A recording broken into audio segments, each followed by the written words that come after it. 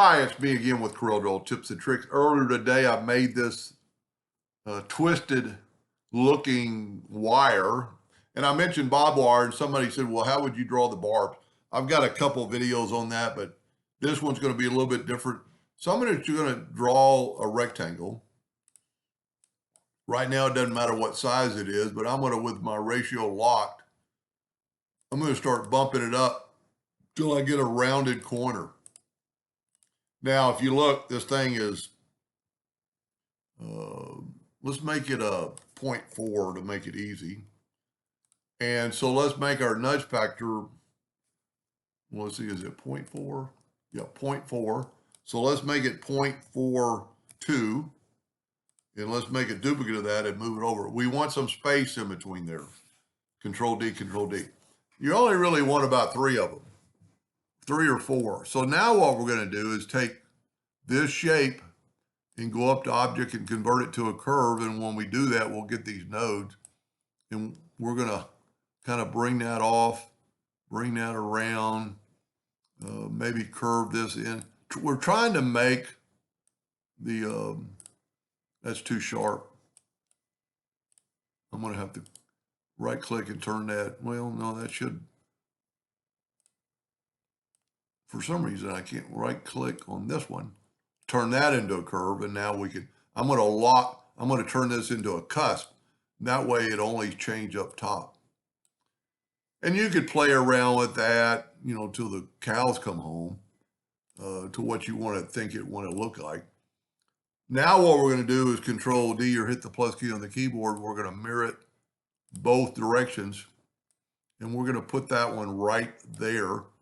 That's close enough. We're going to nudge it out of the way, and then we're going to take that one and delete it and nudge that one out of the way. Now we're going to go ahead and turn all this black and take away the outline. So we have our barbed wire, and I could have done a lot better job on that.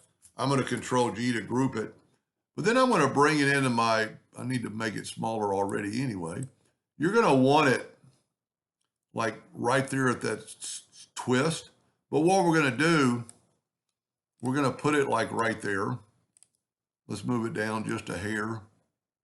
You know what? It'd be really cool. Let's put it P, put it in the center of the page, and then, you know, that's not going to really matter in this case because our rotations, I keep hitting the control button before I move it. So that didn't really do us any good. But this way you can kind of see the other wire between it. Now I'm going to Control D and make a duplicate. And, you know, I should have really left the spaces more, but,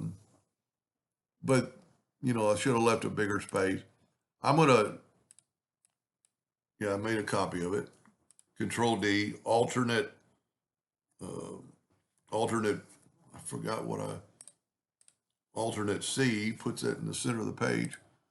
And then let's rotate it to about where those 2 bars meet. Matter of fact, I didn't need that copy. Well, you know what I do? I'm going to move that copy over, and then I'm going to mirror it. That's why I decided to make the video. Now I'm going to put it back. And so we rotated this one 4 degrees. So we're going to change it to 4 even. We're going to take this one and we're going to alternate C, put the center rotation in the center. And we're going to put it there, which should be, well, now that's saying 20 degrees, but I'm a little bit short. So I tell you what, let's move it up a little bit. And you don't really maybe want one on every one. So let's go over the next one. And see, now we're a little bit high. So once we get this done, now, and the reason I decided to make the video is, you know what, let's angle this a little bit. Well, remember I got the center rotation in the center of the page, so let's move the center rotation back. Doesn't have to be perfectly. We're going to just kind of rotate that. Now what I'm going to do is Control G to group these. Alternate C to put it, alternate C to put it in the, since I moved it, I'm going to have to move it manually. Oh, there it is. And now let's rotate it and see if we can go every other one. Well, I didn't make a duplicate, so it's 60 degrees. So I'm going to go Control D and change it to 60 degrees. Control D all the way around. I should have left more space between them, so you could see you could see the wire between there, which is kind of cool. But if I would have left a little bit more space, it would have maybe been a little bit more visible. But that's the way I would do it. And what I mean by space, let's just make well, we got to ungroup them. And you could very easily do it even after you draw it. Let's make a duplicate of that because I don't want to mess up my copy. And let's change it kind of flat. And what we could do is go up to Object Group and ungroup it. Now let's just set our nudge factor on like 0.01. And we're going to click on that and just move it over 1, 2. Move that one over 1, 2. Let's go 3, 4, 1, 2. And look at that. So there's how it's going to be different. So let's group that together, Control G, and put it right back. And then that's when you would want to maybe rotate it if you wanted to. But see, this way, every one of them's not the same. They're a little bit different. But I think this, especially if you were engraving that, you know what? Now that I say that, the wire's going to be tight. So it's just personal preference. You're going to have to, you could test this.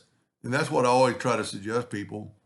Let's make a duplicate of that and move it out of the way. So keep that copy. And then just let's tell you what, let's group this together, Control G. And if you wanted to test that, with it selected, just take your crop tool and just crop that out. And then you could take that in your laser and run that job and just see what it looks like. Anyway, I hope that helped that person and somebody else. And thank you for watching.